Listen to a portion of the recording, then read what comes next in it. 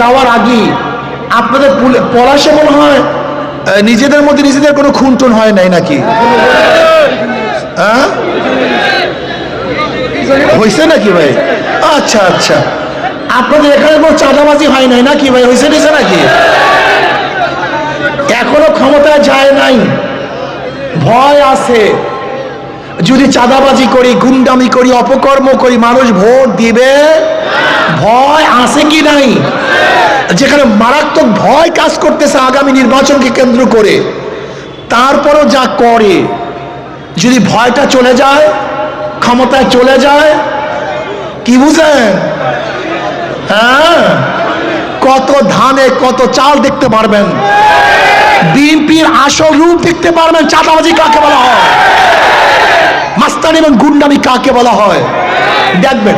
এখনই ধমকি দেয়, দেখবো ইলেকশনের পর।